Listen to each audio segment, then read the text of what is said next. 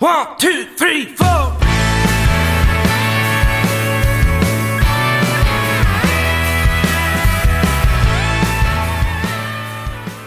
right, welcome back to Country and Cold Cans. I'm Logan, sitting here with Andy and Kyle. Make sure you go follow us on Twitter, Facebook, and Instagram. Go on over to Apple Podcast and Spotify. Make sure you subscribe and follow us there. Give us 5 stars and a great review. While you're at it, the holidays are coming up. Go on and visit us at countrycoldcans.com. Countrycoldcans.com. Pick yourself up a koozie, a Richardson 112 trucker hat with our awesome logo emblazoned on the top on a patch, or a Richardson 113 rope hat with the same badass Country and Cold Cans logo. That is countrycoldcans.com. All right, Andy, Kyle, how are y'all doing? Currently dying. A second COVID shot? Slow, painful death, yes. Unfortunately. Yeah, that second shot sucks, man. Yeah, it's worse than the actual disease. For you. Yeah, for me. Yeah. Trust me. Some people had it worse. I had both too, and the disease was worse than the shot for me, even though both sucked. Yeah, this is awful. Welcome to brain control. Andy, where's your tinfoil hat? Yeah, Andy. Your tinfoil hat. We're gonna, conspiracy Andy. theorist. We couldn't even get 2 minutes in before we're gonna get branded for COVID misinformation on this episode. Yeah, you should at least got past 5 minutes for the algorithm to just stop listening. Yeah, Thanks really a lot, Andy. Way to go, Andy. YouTube is going to flag us. They didn't tell me I was getting a chip put in my arm until they did it. He's 5G joking. chip. He's joking, YouTube. Don't want to get a hard strike. But anyways, yeah, I feel for you, man. Trust me. Like when I had my second shot, it was awful. So I understand. But yeah, so there's something I wanted to bring up to you guys because I saw it the other day. I thought it was pretty funny. You know, the holidays are coming up. Christmas almost here. And looks like that Kyle, your one of your favorite beers, Miller Lite, has come out with what they call a beer ornament. It's it's in the shape of like a normal ball or ornament, but it has like a pop top on the top and it has the Miller Lite logo. And it has beer in it. So like I think it's a cool idea, but the question I have is, are you going to let it sit there as an ornament and take it off the tree on Christmas and drink it warm? Or are you just going to keep them in the fridge, put them on the tree and then drink them like you're taking them out of a cooler? You know, it's a cool idea, but when I was in college, we just took regular beer cans and put them on the tree. They were empty, but y'all had a tree in college? Yeah, it was like a little tiny one. We were festive. We got in the spirit. Yeah, Andy, I don't think we did at our apartment, did we? No, we built pyramids. Yeah, we built pyramids with beer cans. Like real men. A pretty epic wall. Didn't it fall down when I was there one night with you guys? I think it did. I think it did. Was that before or after we super glued it? Because I don't remember. I can't remember either. It was every time I was at your apartment, it was a blur. So it was just lots of fun. No beer involved. It was just so much fun. You don't remember. I got blitzed on Sprites. So you and Classic Rock Carter, except for he was on Mountain Dew. He was all hopped up on Mountain Dew. Yep, got blitzed on Sprites and the occasional Dr. Pepper. I stole from Carter. Yeah, Carter always had a stockpile he'd leave in the fridge. But I think this beer ornament thing is a pretty cool idea, though. I can't say that I want Miller Lite, but you know, if they had a Busch Latte or a Financial Light, Natty Light beer ornament, I would totally do that. I wouldn't leave them on the tree, though. What would you guys do? Would you leave them on the tree and be, as Andy would say, a real man and drink it warm on Christmas, or you put them in the fridge, then put them on the tree that morning? And I said pyramids were for real men. Not warm beer. if I had little children, I would put them in Get one for all of them. I just can't. Here, kids, this is a Christmas tradition. It's a Christmas miracle. I can't do hot beer unless it's like the 15th one, and I just don't care. Oh, anymore. Even then, I don't want one. Yeah, but I can't tell you the last time I would have had 15 beers. Last time I had 15 beers. Tuesday last night. No. I was on a beach with Bailey, and she got really, really mad at me because. And why did you get mad, Kyle? Because I was really, really, really drunk on a public beach. Yeah, but no, I'm not. I'm not telling that story. What did you do for her to get really mad? I'm not going into that because I think she's forgotten or it's just left. So we're just not going to bring that back up because she does listen to this. Yeah, we found that out, Andy. I don't know if you knew that, but Bailey does listen. She does listen. So yeah, she listens at work with her coworkers. So yeah. All right. So with the beer ornaments, if you had to pick the beer, both of you, what would you pick?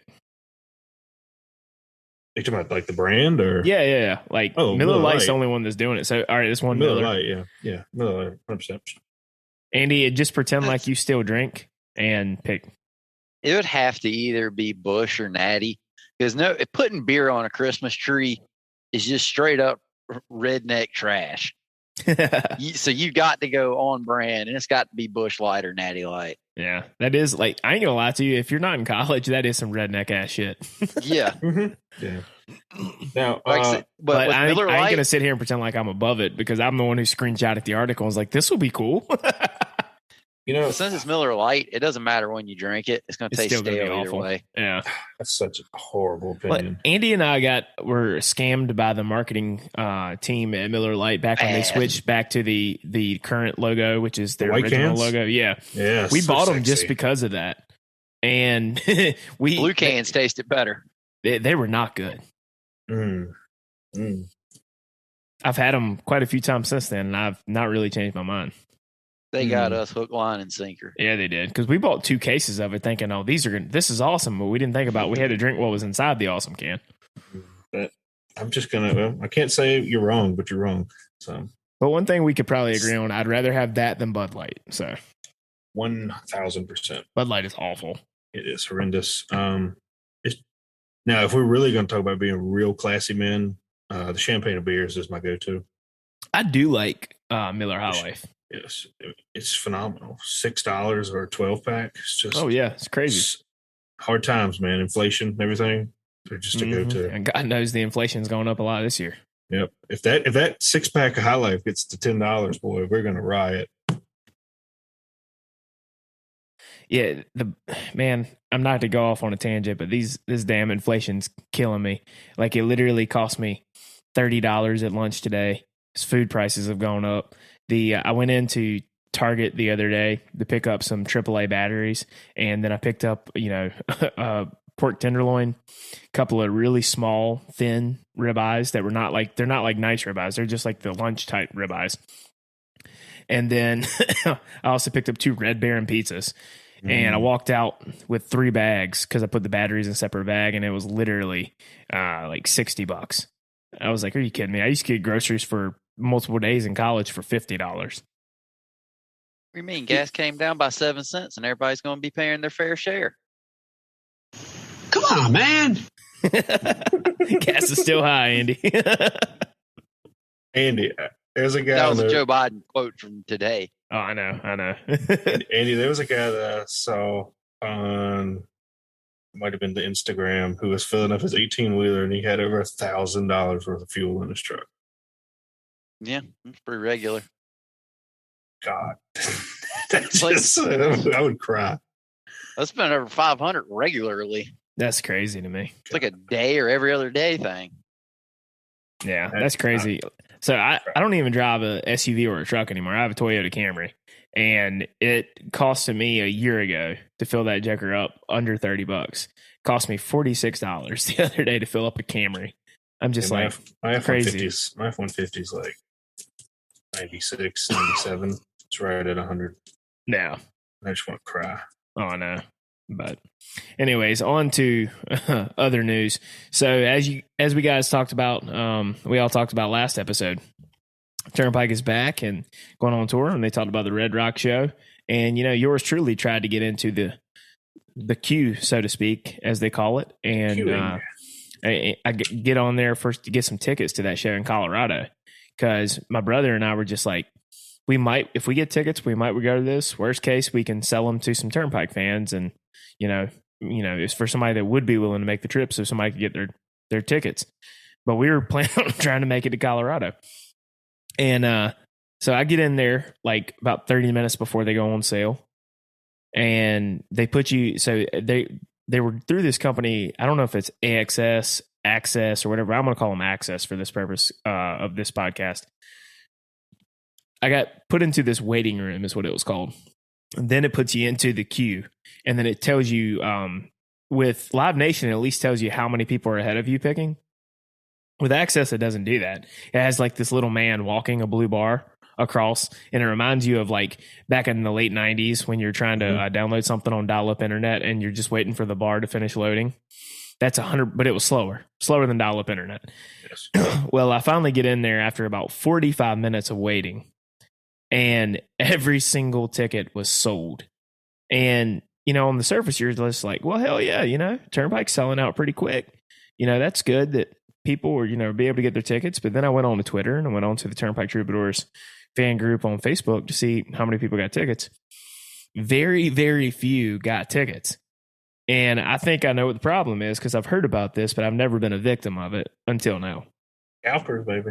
It's the scalpers, man. They're setting up these damn bots to go in there and buy up tons of tickets at a time. And then they immediately put them on the resale market. But they're putting them on the resale market for this Turnpike show. I've seen tickets as high as $5,000. Like, this is ridiculous. Yeah. Like, have you guys ever bought tickets through one of the major ticket companies like that? No, but I can relate to what you're saying. As the resident nerd on the podcast, I've tried to buy PlayStation 5 for a year now. It's a very similar process. It's a very similar process. I know, like Walmart now, they put you in, and Amazon. They try to crack down on it a little bit by only letting. So when they go on sale, for example, they'll only let Prime members or whatever it is, Walmart Plus or whatever it is. That's even a thing. I think apparently it is. I didn't know that, but it is. They buy first, but it never works because the bots just snag them up, and then people resell them on eBay. And I don't know why, the life of me, these companies don't just implement like a CAPTCHA. Or do you know what I'm talking about with a CAPTCHA where it's like... I've seen that before, but I'm not going to pretend like I know what it is. Okay, when you like buy something and it's like, click on the pictures of oh, yeah, I hate that shit. Yeah. Stupid. Yeah. What that is... All right, so what that is designed to do is to figure out if you're a real person. Yeah. Because the way sometimes I can't get past it. Yeah. Click on the ones with a boat in it. Then they have like a quarter of a boat on another picture. Right. I don't know where to. You can't figure out if they count or not. I don't make the rules, but like the way AI works is like it tracks how you click on the picture because most people don't click in the dead center of a picture. They just click somewhere on it. Sure. And a bot will always click the dead center. Oh, so the whole point is not to see whether or not you can identify the railroad tracks, is to identify where you click. It's a click heat map, essentially. Essentially, yeah, because a bot will always, no matter where it's at, will always, and a normal person, you can follow my finger, they'll go like this around. There's no logic to it. A bot is straight lines everywhere. Sure. But couldn't they easily make a bot do random? I mean, that's incredibly complicated AI. Most people don't have the resource, the processing power to do that. At least the people that are trying to buy all the Turnpike tickets to sell them to all of us Red Dirt fans. Yeah, I mean, so I don't know why they don't just implement stuff like that. That's an easy fix, it sounds like to me. Then what's interesting about that, Kyle, is because I've known what the purpose, generally speaking, was for the CAPTCHA, but I've never known that that's how they measured it. I always thought that, I was like, maybe I'm the dumbass that can't decide whether this is a bus or a subway. I know they track stuff based on like the clicking pattern and where you click at on the pixel. Yeah. Because, most people don't, it's almost impossible for you just even trying to click in the dead center of a picture. Yeah. But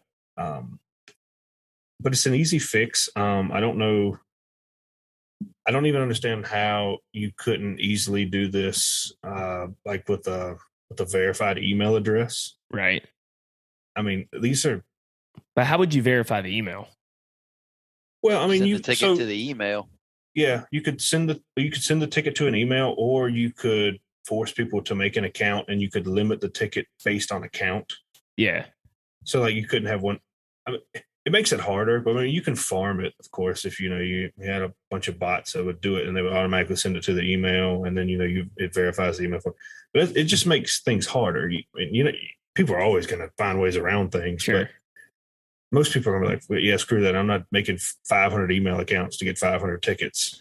Yeah, and see, that was one of the things I thought would be an easy fix would be just put a cap on how many tickets you can buy for a show. Yeah, I mean, yeah, something like that. And I realize they might have a cap, but I've seen sometimes you can buy as many as like 8 to 16 tickets. Right, and that's a lot. That's a lot. Like most people are not buying even 8 tickets for a group. How big is Red Rock? How many people does that hold? It's fairly big. The pictures. Let me I've see. seen It is pretty big. One quick. Was it 25,000? It's worth a Google. Let me see. Red Rock. I should have looked that up. I feel like it's probably 25 capacity. I wonder if that company does like these bots do just buy everything from Red Rock since it's such a famous place. Yeah, no, I mean you can 9,545. Wow, that's a lot smaller than I thought it was. Okay. Well, you can get a bot to do anything, and you can get a bot to watch a TV show and write a summary on it. But you can tell by the way it comes out that it was not written by a person, right? And you can tell, AI is pretty complex now. But well, they apparently can't not click the center of a picture. Yeah, it's just the way it's programmed, essentially. But like I said, you could put captchas in. You could verify accounts. There's a number of things you could do. You could put limits on tickets, because there's a number of problems with.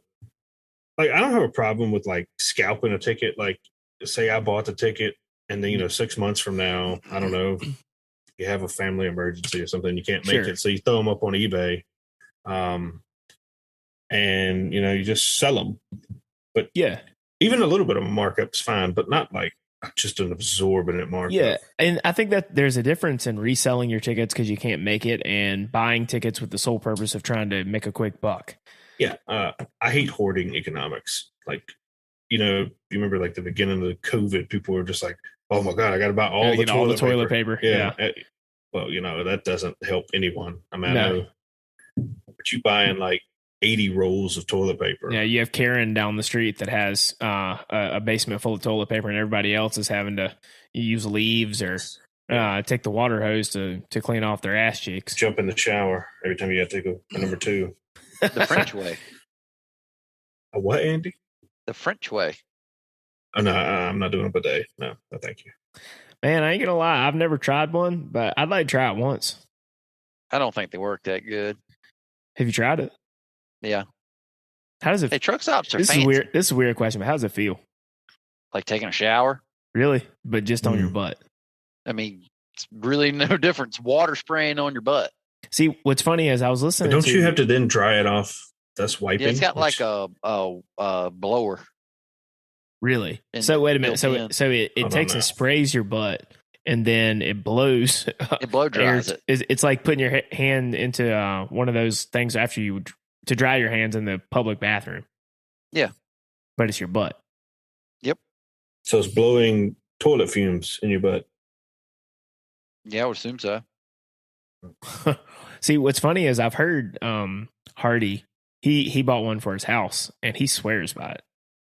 I've heard him say that before. He said he bought it on Amazon one time and says that he doesn't want to go back to using toilet paper. I don't know.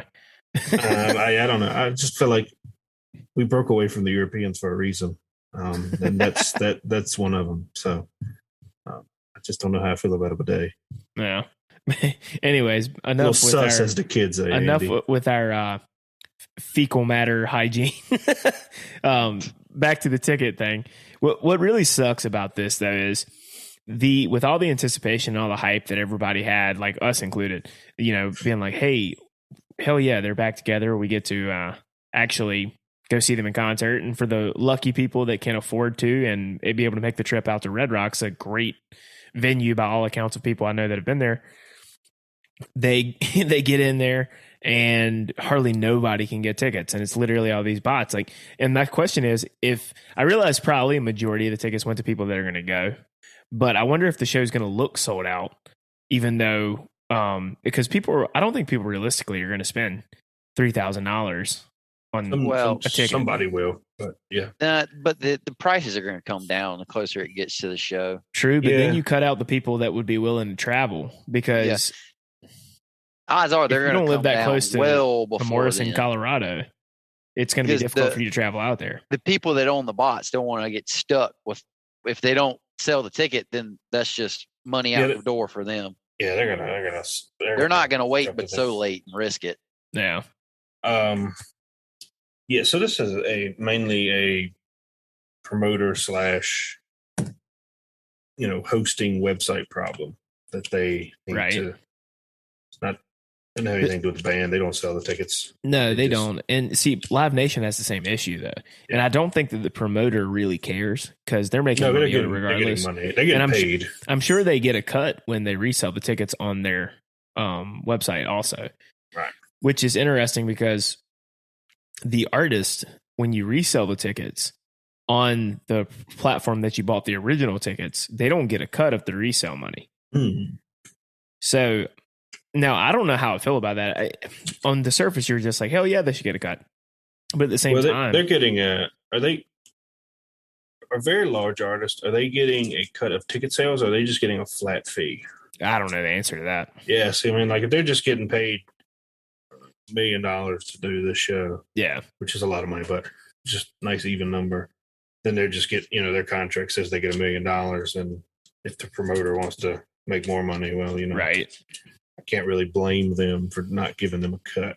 Now, if they're getting a revenue split, that's a different story. No, yeah. I mean, you're right about that.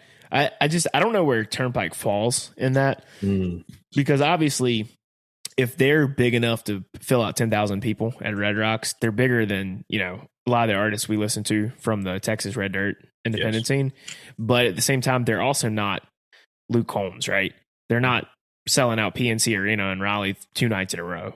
So I imagine that if there is a different pay scale for the really big mainstream artists, that it's probably different even than it would be for Turnpike, who's kind of like a middle popularity artist versus somebody who's playing a dance hall. Yeah, there is. Yeah. But I mean, do you guys think that the artist should get a cut of the resale if it's not a flat fee? Their managers should certainly be looking at that in their contract.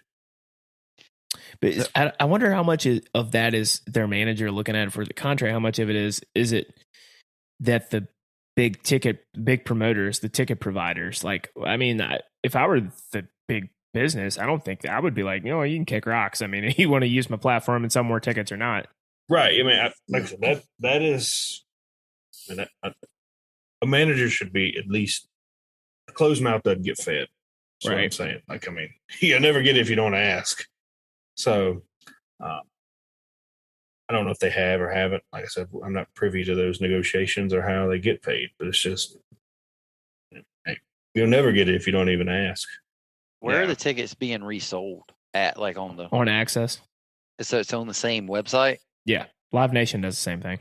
It's not like you're going to StubHub and you're about to get take it up the butt with no lube from StubHub.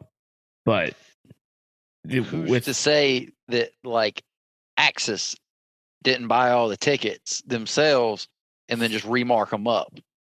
I mean, that's fair, but that would be a massive scandal in my mind if that happened. I'm sure that would also be illegal. Probably so. It would have to be, and at least I would think. Yeah, that would be illegal. I just think to me, the concept of Axis selling tickets, selling them out, and then somebody reselling them on the same website really, to me, sounds ridiculous. Well, I mean, the reason I don't is because, for instance, it's a lot easier. Say, Andy, let's take it away from the Texas music scene and say you're going to a Dirk Spentley show, right? And you buy those tickets through Live Nation because that's who promotes the shows and that's who facilitates the ticket buying process. Suddenly, you get a load out of North Carolina and you can't go. And you don't have a friend that wants to buy the ticket. So you have to go out to St. Louis and you can't go to the concert. The only way for you to sell those without having to take it to an external third-party site like a StubHub or a Vivid Seats would be allow you to have a resale option on the platform that you originally bought it from. It's just it's a convenience of being able to help the buyer that can't make the show be able to sell the ticket more easily without having to stand out in front of the gate being like, tickets here. I see the point of that, but when you do that, it opens up. This wouldn't have happened if that wasn't such a readily available option. Yeah, but that's the internet. I mean, even if you didn't have that as a readily available option, you still have Vivid and StubHub that you could easily have bought those tickets and then put them on there for a resale.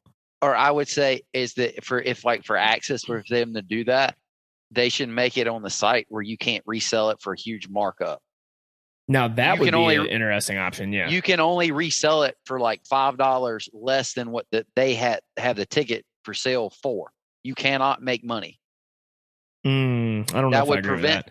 I think that saying somebody can't sell it for a little more, I don't agree with, but I would say that if you had a cap on how much they could go over on the original platform, I could get on board with that. But saying that you're going to have to take a loss because you can't go, I don't agree with that. I'd say like a 15-20% cap. Yeah, 15-20% cap over face value. Yeah. That wouldn't stop bots from still buying all the tickets. Yeah, but also if it was 15 to 20% over, I wouldn't have a problem buying from the damn bot. Yeah, not 5,000, maybe 500. It's not even that. If it was 20% over an $80 ticket, I mean, that's not even close to. Yeah. So okay. So I don't even know what the most expensive ticket they had. I was figuring like 150 front center. Yeah, I mean the most expensive tickets if you want those, but I mean I don't have the kind of coin to be able to go up to the very front. But a $500 or $600 ticket, or just say you can only sell it for break even. Why are I don't have a problem with people. Why are you against capitalism, Andy? Well, I'm not against capitalism. It would rule out the bot. If you buy the ticket yourself and you scalp it on the free market, you charge whatever you want to. Yeah, well, I was being facetious, but at the same time, I just don't think that saying you either have to take a loss or only can break even is fair. I think that, like Kyle said, I think that a 15 to 20% markup being the max, I think it's a reasonable compromise that I think people on both sides of this issue should be able to agree on.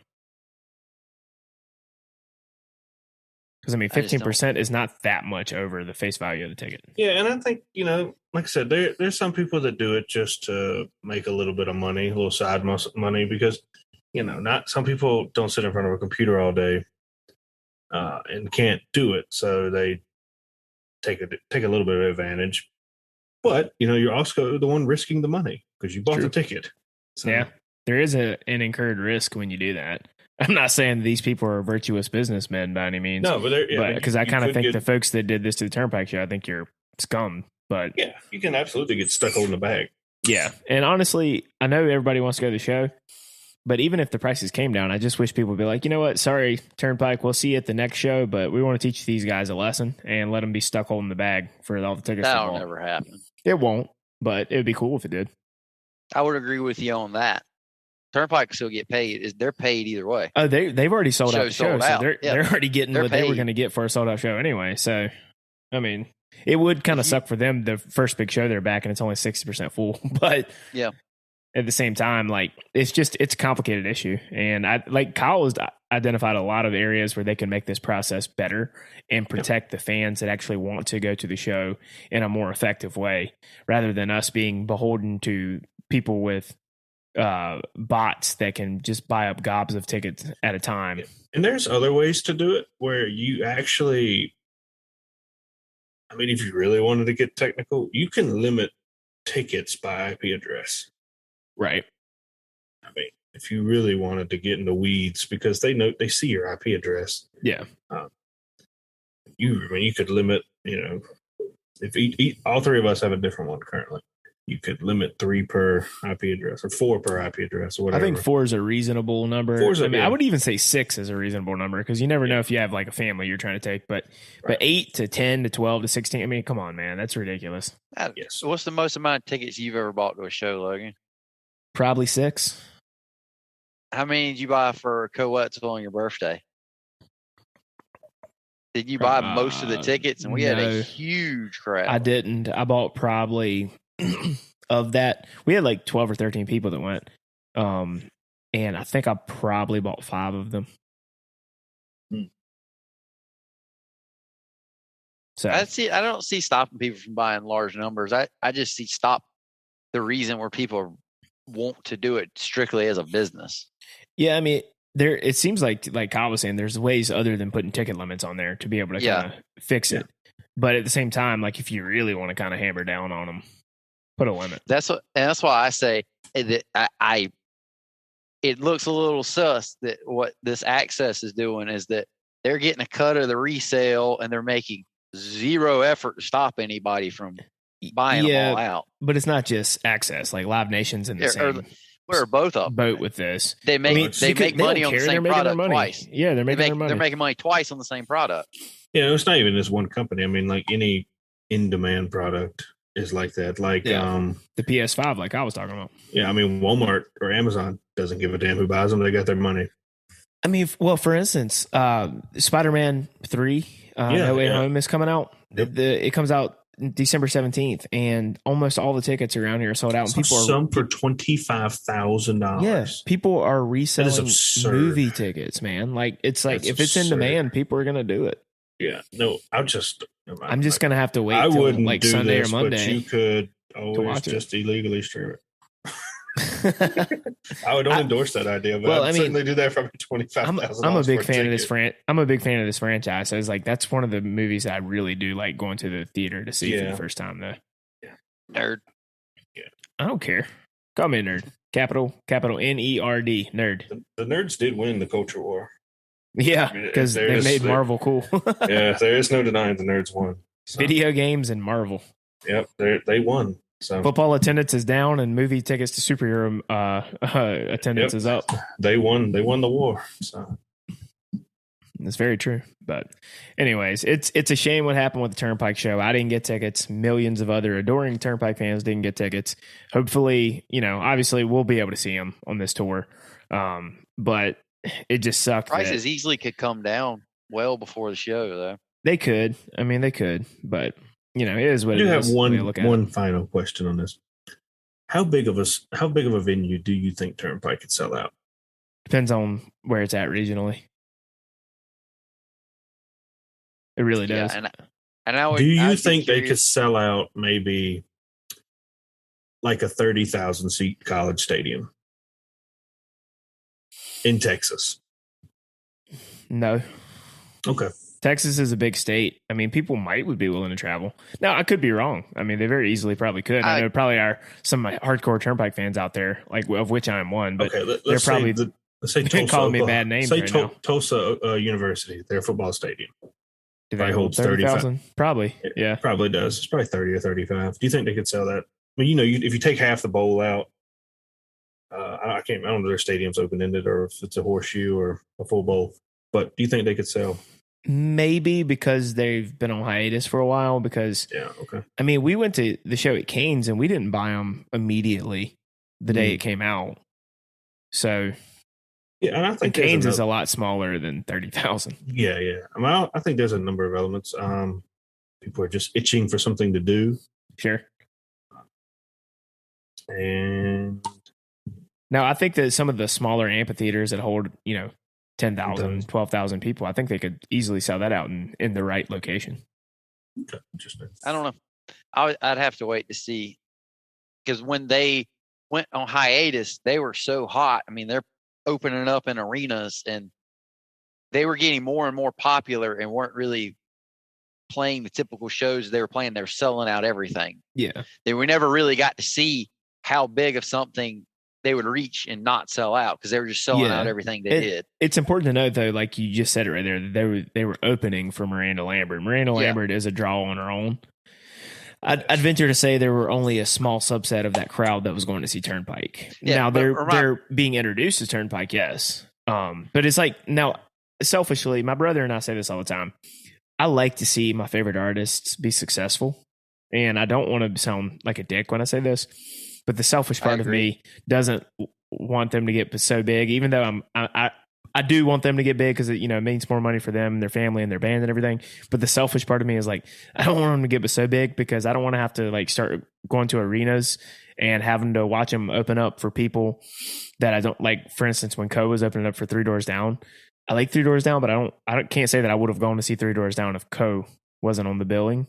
So it's like, I don't like having to miss out on headlining shows because they're at that point where they're big enough to open for a bigger name, but they're not big enough to headline that size arena.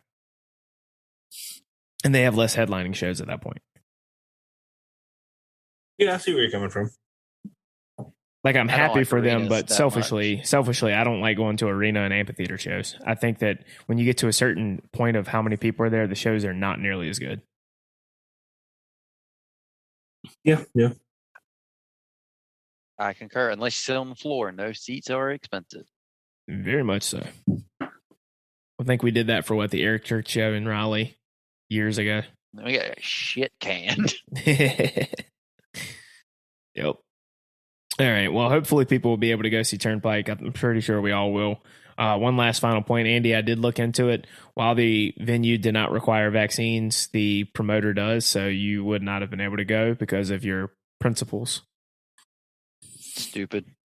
You got to stand for something, Andy, or you'll fall for everything. Anything, excuse me. I ain't letting them scan my chip. But you got the chip. They don't need to know that. They already do. What do you think that vaccine card was? Why did you say that like that perverted shark off of Family Guy? He's always sounded like Herbert the pervert. That's what I'm saying. It's the shark's the same guy that plays Herb. I'm going to eat you. My mom thought it was the funniest thing in the world that his name is Herbert the pervert. He's like, I got a tip in my pocket. I got some Why don't you come fish it out for yourself? I got some wine in the cellar. Want to go sip some of this wine in the cellar? Yeah, that show's funny. It's dumb as shit, but it's funny. Mm-hmm. But all right, so speaking of TV shows, perfect segue. One of the TV shows Andy and I are big fans of that has kind of been all the rage, is Yellowstone. Yellowstone. How popular is it? It to the point that everybody I know. Well, I don't know anybody that doesn't. All over watch, social media, internet. man. All over social media, people are talking about it. People at work that generally wouldn't be into that kind of thing are watching it. Like, for instance, Yellowstone season 4 premiere this year got twice the audience of the CMA Awards. Like, that's why they had 20 people. CMAs have been dipping in ratings, but they still had a decent amount of people that watched it. But like Yellowstone has twice the audience. Comes on Sunday nights. Yeah, Sunday nights at 8 on Paramount Network, but I think CMT is showing every new episode. Yeah, I bought the seasons on Amazon, so I'm just gonna binge them. Oh yeah, well you definitely should. But it stars Kevin Costner, one of my favorite actors in my opinion. I think he's a fantastic actor. He's been in a lot of good movies, Bull Durham being one. But Andy, you could probably describe it a little better than me, but it's almost like it's a primetime soap opera. Let's call it what it is. It's a ranching family out in Montana, and they literally would do anything to hold on to their land. So there's a lot of like drama involved. It reminds me a lot of like Dallas back in the day. You want to say that so you don't have to admit that you're watching a soap opera, but you're watching a soap opera, man. Like it's just like Dallas back in the day. There's times, but it's good for me. Yeah, it's good. There's times to me the show is overly dramatic just for the sake of being overly dramatic. Yeah. Is there any truth? Is there any truth to the fact that Kevin Costner just has some ridiculous lines, like one-liners, in that show? Because that's like the only knock I've seen on the show. Is some of his like responses are like straight out of the cheese factory. I'm sure there probably has been some. I don't know any off the top of my head. It hasn't really stuck out to me, but I will say he plays the perfect disgruntled old man, so I can relate to that. Because I feel like a disgruntled old man, and I'm just shy of 28. I'm a disgruntled, decrepit old man. So, yeah, I can relate. There's times that it is a little cheesy. Oh, yeah. And the only reason sometimes I say this is because I just forgot. Taylor Sheridan, that's the director, creator's name. The fact that he says that they're trying to be realistic. He even said like recently, he's like, when you just mirror reality, you get a good shot. I'm like, this show at times is basically an action film.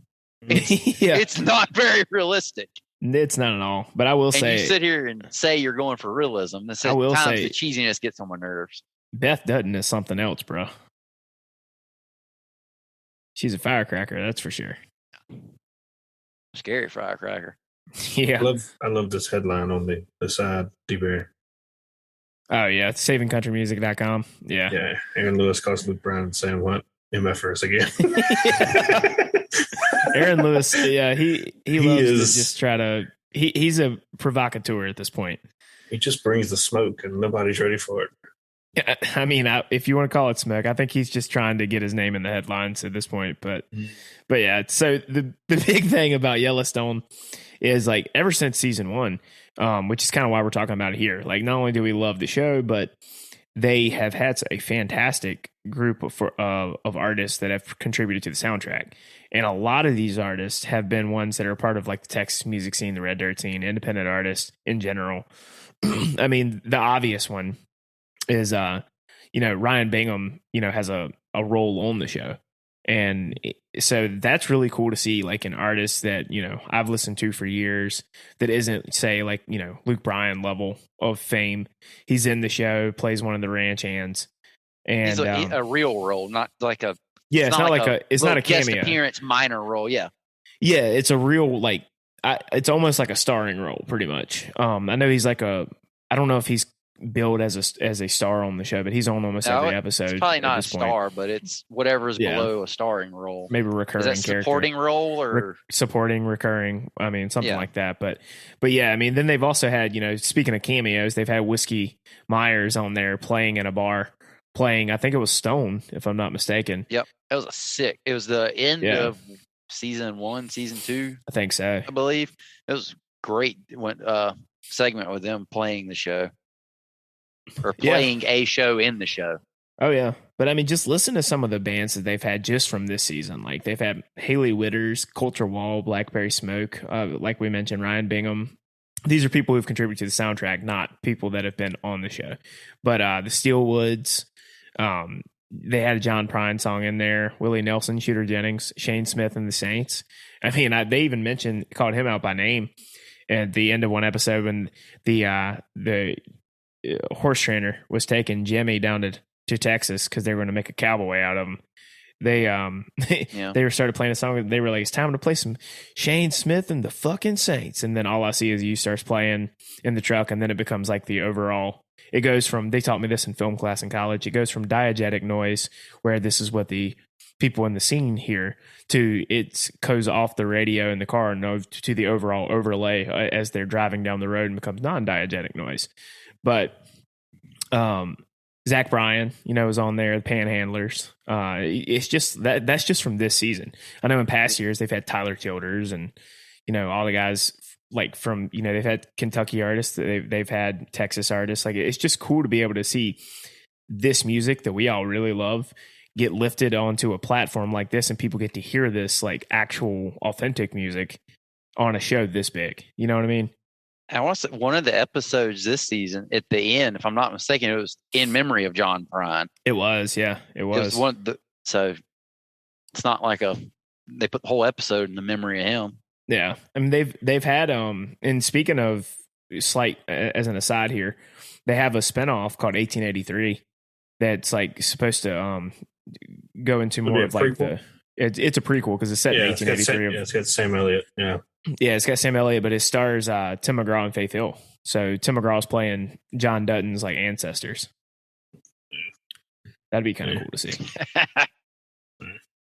It's only on Paramount Plus. I don't know how hard that is. When he said about Tim McGraw. I'm sorry. I refuse to subscribe to another streaming platform. I can't. If somebody in your family has like Dish Network, you have a login already. For Paramount Plus? Isn't that the same thing as Paramount Network? I don't know. Paramount Plus is like Disney Plus. Hell, I guess I'm not going to be able to watch that then because I ain't doing that again. I got enough streaming services. Yeah, I saw in the last episode, it said streaming only on Paramount Plus. I guess it's not even going to be on TV. Oh, well, that's stupid, but But other artists, they've had Charlie Crockett, Cody Jinks, Sturgill Simpson. It's been an incredible. Turnpike was on there actually as a on the soundtrack as well. It's just an incredible list of artists, and if I'm not mistaken, I think like Kevin Costner is actually a fan of a lot of like roots music. He has his own band. He does, yeah. He occasionally plays some shows and everything. But it's just really cool to see all these artists getting this platform. Yeah, I hear it's Kevin Costner is a very big proponent for playing them, and I think Taylor Sheridan's a big fan of all these people as well. Yeah.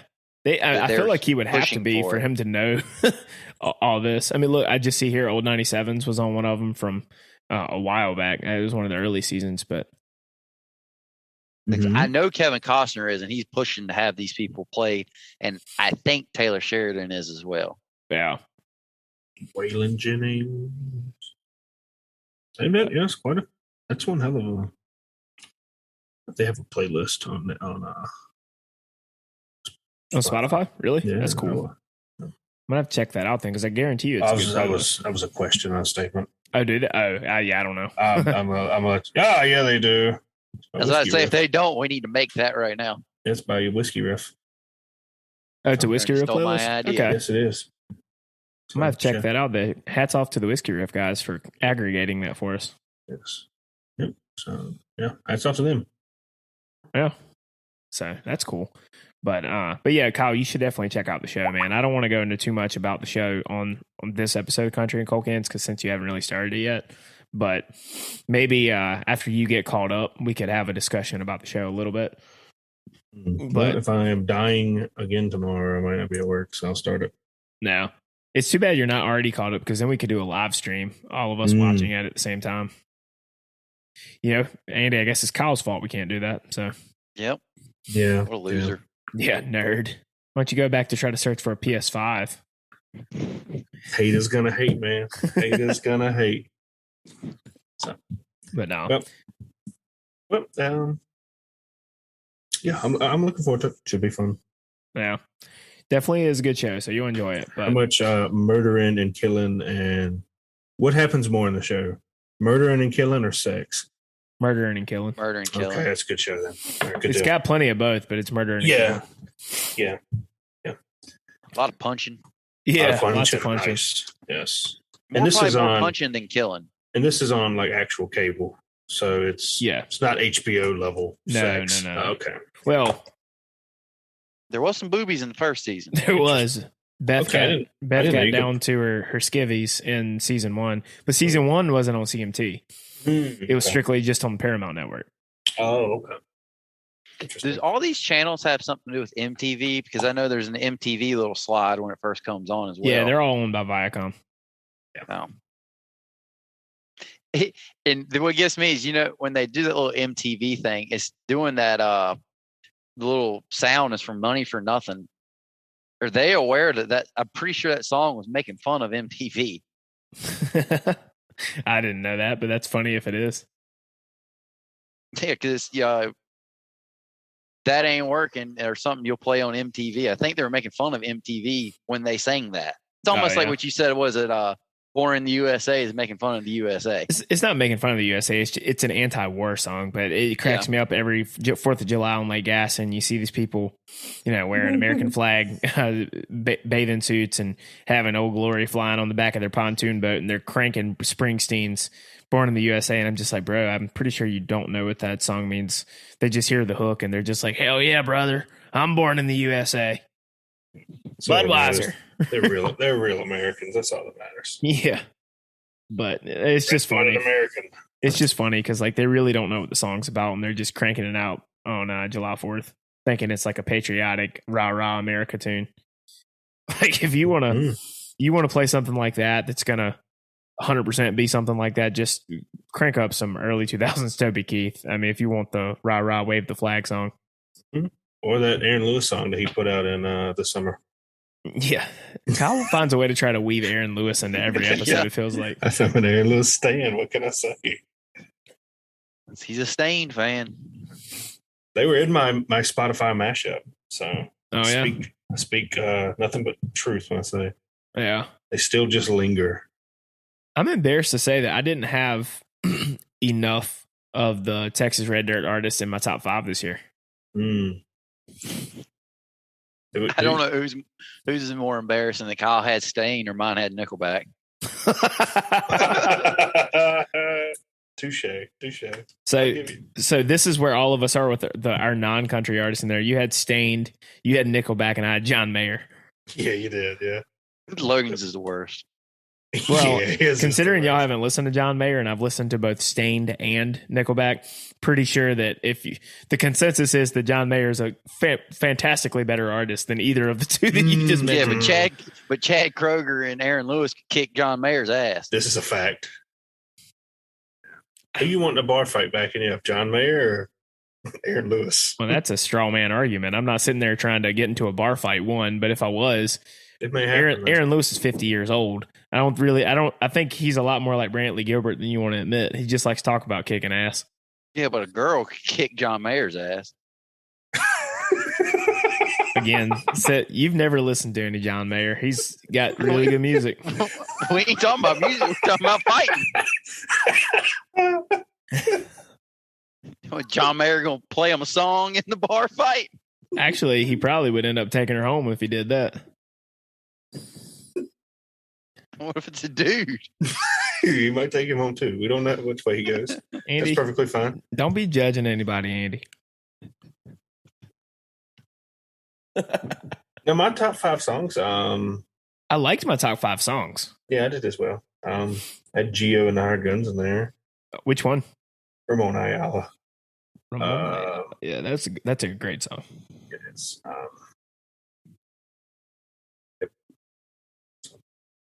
I had some Lucero, Tears Don't Matter Much, Happier Alone with the Co-Wetzel remix. Mm-hmm. Co-Wetzel was my number 4. I had a couple Parker songs, and then I did have number 5. I didn't realize I listened to this song as much because it's a pop country song. Like I said, I've been honest from the beginning. I don't hate pop country, even though like a lot of our compatriots in our genre here do. A pop country song that ended up being my number 5 song, and the music video is like straight out of Grand Theft Auto. You guys should check it out. But it's Ernest Sugar. I like that song. I really like that song for whatever reason. But that ended up being my 5th most played song of the year. Mine was Ramon Ayala. I had the Pecos. Was it what? Pecos in the Rooftop. It was this damn song. Yeah, that was in there. Good song. Yep. So, how many minutes did y'all listen to? 110,006. Oh wow! Well, me and Bailey also shared. Oh, it's a shared. Okay, so that's so it's probably half of that. Yeah, so 55. Probably, yeah. We share an account. So, what about you, Andy? When you sent that, I think mine was. I don't remember actually now. And then a lot of that's probably 40? podcast. 40 something, I think, 1,000. Gotcha. I think. See, I had 65,000 and only 9,000 minutes per podcast. So I put up a good amount of music on there. Mine would have been the opposite. I didn't listen to that much music because in that playlist, it basically anything I played more than 5 times made the playlist. So all of our slapper crap songs were in that playlist. Nico Moon made it. So Kyle, now we see why Andy has not really been prepared to talk music much over the last year. He hasn't listened to any. I listened to 16,000 minutes of one podcast. My favorite thing was when Andy sent us that picture, and it was like all the podcasts that he listened to. It was like conspiracy theorists. I listen to that thing all the time. Unexplained mysteries. Listen to that all the time. Andy's like, conspiracy theories more like truth. They talk a lot about history. They explain the history of all the stuff they talk about, and it's pretty interesting. It was just so funny that was on your podcast. What were some of the genres y'all had pop up in the top 5? Let me go back to it. I have to find it. It took me a week to find it. I had to update my app to even get to this. Yeah, thing. so for me, I had like Texas Red Dirt, contemporary country, alt country, contemporary Christian music, and there was one other, roots rock, maybe something like that. Mine doesn't tell me. It's 44,000 minutes. Yeah, mine was 2000s rock, and then it was contemporary country, Red Dirt, and some metal in there too. Texas country was my number 1. Yeah. I had I don't really listen to any like specific rock. I listen to a lot of rock, but it's not like specific where they're gonna hit me with a metal or 2000s rock kind of thing. And then I still listen to a lot of like Eric Church and Dierks Bentley and stuff like that. So it's like it didn't surprise me, that and some of the newer guys that I like too. Like I said, I really like Hardy. that's when I saw contemporary country on there, that didn't surprise me because like some of the dudes that I like Eric Church is considered contemporary country. What's Morgan Wallen? He's contemporary country according to the Spotify. Yeah, I would probably call him pop country, but I mean contemporary country according to the Spotify genres. Morgan Wallen was by far my number one. Yeah, that doesn't surprise me. Which it would have surprised me if you would have said that to me a year ago. Yeah, because when the album first came out, that. you didn't like it, but then it grew on you over time. Yeah, but you can tell, fair enough. You can tell I had to put my top 5 genres were contemporary country, red dirt, dance pop, pop punk, and new metal. You can tell me and Bailey share. So Bailey was the red dirt and you were the dance pop. I was the pop punk, excuse me. No, I like pop punk. I fuck with that. Lit. Yeah, I fuck with pop punk. Yeah, so that's what my top 5 were. So, yeah. You probably have more diversity in your genres than Andy and I did. I had 107 genres. Really? According to this. I got quite a few. No, I'm probably pretty diverse on that as well. You say that, but you don't have the numbers to back it up. I don't know where it is. My number one podcast was Forest Rain. What is that? It's just rain sounds that play at night when I'm sleeping. It's just a podcast. Now, my number one I listen to most of my podcasts regularly on YouTube. I don't actually listen to them on Spotify, but the one that I listen to the most on Spotify was Joe Rogan Experience. And that's strictly just because I don't even listen to him regularly. I just listen when there's someone of interest for me. But, you know, his episodes are 3.5 hours long. So when you listen to about 5 of them, it becomes quickly your number one podcast. Yeah, that's true. He's not even on YouTube anymore, is he? It's just clips. Just clips now because he has that deal specifically with Spotify. Yes. Okay. Yeah. You know, a lot of people on our Twitter, and about a lot, I mean, just a small handful that actually talk about it. They hate Rogan for whatever reason. I don't understand how you really hate the guy. It's because it's the typical charges of, he's an alt-right racist. And I'm like, wait, what? I was just mad that he got a big old bag from Spotify. Yeah. So he got paid 100 mil. I don't know. I mean, they sit there and say he's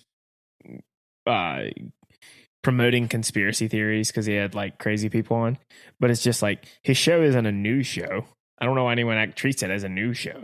He sometimes talks to like serious people about serious stuff, and then other times he talks to nutbags, like, and it's hilarious.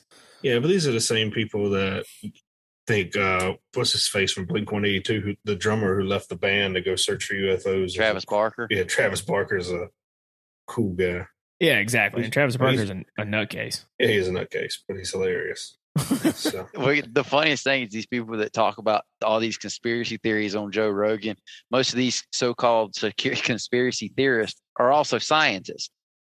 They're real scientists. Yeah, but these are also the same people that, say, no matter what, you should always listen to the scientist. They do say that, but at the same time, like, I don't understand why someone thinking because they have a concentrated degree and some type of higher education thinks that makes them an expert on everything, because it doesn't. Which I agree with you on that. I get so annoyed by like graduate degree people when they start getting on their high horse and they start getting arrogant as shit about that stuff. Like, yes, you're an expert in a specific field, but that doesn't make you an expert in everything. It's just facts. So, well. But no, yeah. I mean, it's one of my favorite times of year when I get to see the Spotify Wrapped, because I'm always curious because like who everybody listens to, because it changes for a lot of people year over year. It's a cool way of them telling you, hey, we track everything you do. Yeah, really though. And we're all like, hell yeah, look at this. So we track every single thing you do. Yeah. But well, everybody out there, make sure you go and subscribe and follow us on Spotify, Apple Podcast, Amazon. We're pretty much on most places where podcasts are made available. We're working towards trying to get it available on YouTube. Andy and I were kind of talking about that beforehand. And it'll probably be more audio format on YouTube. Once in a while, we'll probably have a visual pod. But considering I do all the editing and I still have a day job. It takes a lot more editing for a video than it does a audio podcast. But we're looking to get on YouTube here soon. And so make sure you go follow us on all that. Like I said, holidays are coming up. We'll have some sales for our merchandise on countrycoldcans.com, countrycoldcans.com. Pick yourself out some hats. Got the trucker hat, the rope hat, and then also a awesome koozie. Saying we don't have the cheap like foam koozies. We have the nice neoprene koozie that fits around your can snugly. So you're not going to stretch it out like when you wear. I had this happen the other day. I didn't do laundry for a while. So I was sitting there, didn't have any clean boxers. So all I had was a pair of compression shorts that I wore when I was 25 pounds heavier. And I used to play basketball in them in college. I put them on and they barely fit and they were about to fall like off of me because the waistband had been stretched out so much. That won't happen with our koozies. So make sure you go to countrycoldcans.com and you know what? Your koozie will never stretch out. Well, for this episode of Country and Cold Cans, I'm Logan, sitting here with Andy and Kyle, and we will see you next time. 1, 2, 3, 4.